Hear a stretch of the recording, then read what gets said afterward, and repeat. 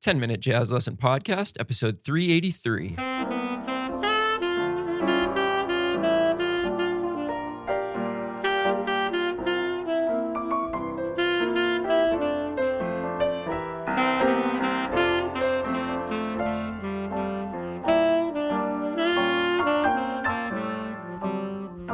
Hey, everybody, welcome back to episode 383 of the 10-Minute Jazz Lesson Podcast. This week, we're going to continue our discussion about Lydian, but we're going to look at a different chord. We're going to look at Lydian dominant. So we'll have a lot of fun today, and we'll investigate some new structures over the top of a different chord, but still using that Lydian sound.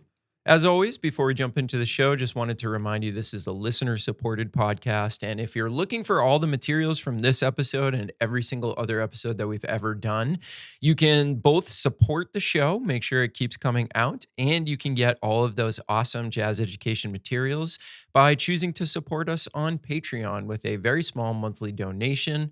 You could do that by going to our website, 10minutejazzlesson.com, and clicking on one of the Patreon banners, or you could simply go to patreon.com and search for the 10-Minute Jazz Lesson Podcast. You'll get all the info on the different levels of support, what you get for them, and you'll be able to sign up and get instant access to everything. So if you want the materials that you hear in this episode, go over there and get them, and you're also supporting the podcast. Quick shout out to some new members this week. Thank you to our new $5 patrons, Julia and Rob. And thank you to our new $3 patrons, Laina and Boogie Hammer. And also thank you to Alan for editing your membership from that $3 level up to the $5 level. So again, go over to our website, 10minutejazzlesson.com, click on one of the Patreon banners, or patreon.com, search for the 10-Minute Jazz Lesson Podcast. All right, so last episode, we talked about Lydian over a major chord. So basically, major 7, sharp 11. So you're thinking about this sound right here. Now today, we're going to move to a different chord, which is Lydian dominant. So if this is F major 7, sharp 11, then all we're going to do is lower that 7th, and now we get this Lydian dominant sound. And there's a little bit of theory that goes into this that's a tiny bit more complicated. I mean, nothing that you guys can't handle, but we want to talk about that. All right, so if we take out our PDF for this week, the first thing we need to think about is the format of a melodic minor scale. And in this case, we're going to use C melodic minor. Now, melodic minor is really easy because it's just a major scale, but with a flat 3, right? So we're just taking the notes in that major scale, and we're replacing the third with the third lowered by a half step, a minor third. So if this is C major,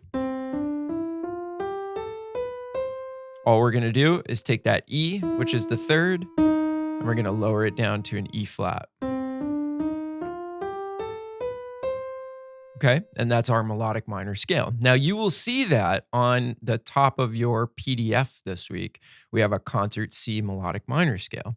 Now, just like last week, this melodic minor scale is going to be really important because what we want to do is we want to keep all of the notes the same that we just played for C melodic minor, but we want to go up to the 4th mode of that scale, and we want to play the same collection of pitches, but we want to start on F.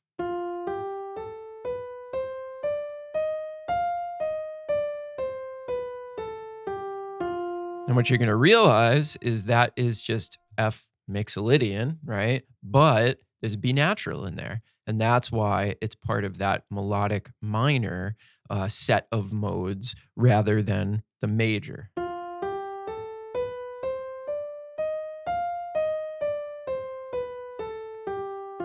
So listen to what that sounds like over an F7 voicing.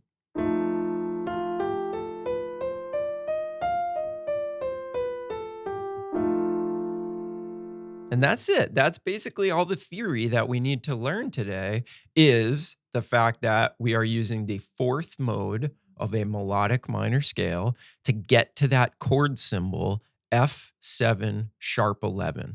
Now, because of the presence of that flat 7, when we move on to our structures, just like we did last week, we're going to get some really interesting ones because lowering that seventh degree of the scale by a half step, playing an E flat instead of E, gives us some very different possibilities, which is really cool. So let's go through these structures one by one. So the first one is one that we already saw. It's going up to the second step of that F Lydian dominant scale, and we're going to use a major triad based off of that. And that's really going to highlight that sharp 11. So it sounds like this. Now, that should be like a halfway familiar sound because you heard that last week over F major, but it hits a little bit different when we have that E flat in there. But that's a really good one to use.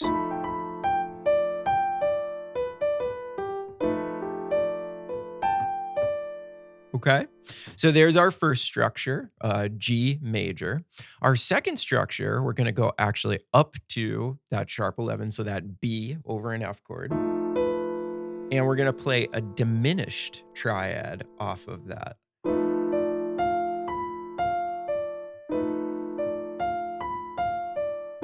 And that one also sounds really nice.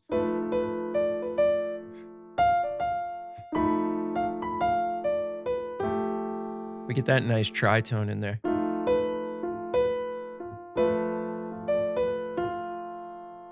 Now, here's a new one because this one is made possible by that E flat that exists now over this particular chord.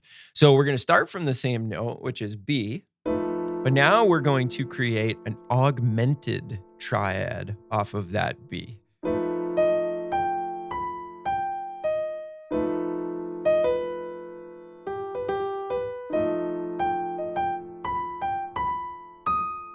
Isn't that nice? I love the sound of augmented. Now, one interesting thing about augmented is that it's what we call symmetrical, right? So you could actually think about that augmented chord as G augmented.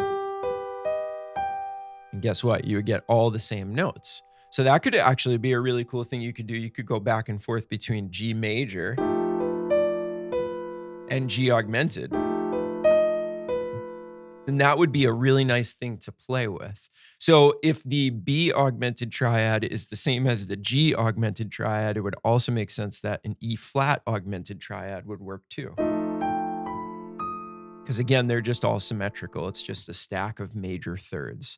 So there is our third structure. And then another one, which is actually a 4-note structure, which I also really like, is C minor major 7. So C, E flat, G, and B natural. And you could see that augmented triad is in there, but we are also adding a C to the bottom of it, which is going to give it a different sound. And this is cool. We haven't really talked about too many 4-note structures. 4-note structure opens up a lot of doors.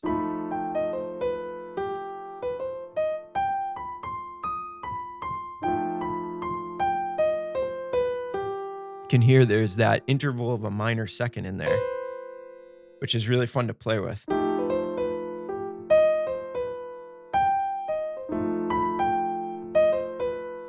And that's really, really nice. So those are our structures that we're going to sort of use today, okay? What I want you to do in your practice time is I want you to experiment with all of those structures, see which ones you like, try putting 2 of them together, see what that sounds like. And overall, you're just trying to develop some flexibility using what I think are some pretty interesting structures, which are these triads and this 1/7 chord. And you're going to start to discover a lot of really new, cool sounds over Lydian dominant. All right, so at the end of the episode here, I'm just going to play a little bit over a backing track that is just concert F7 sharp 11. Let me know if you have any questions. And again, you can get the worksheet with all those structures on it. So you could put that in your library of jazz education materials by choosing to support us with a small monthly donation. And you could do that by going to Patreon and searching for the 10-Minute Jazz Lesson Podcast. Thank you to everybody that is supporting us. We've got over 350 members over there, and we could not do this without you. you. So I will see you all next week. We're going to write some actual vocabulary using some of these structures for our Lick of the Month episode. And I hope you're all doing well out there, staying safe and healthy as always. Have a great weekend, and we'll see you soon. Bye.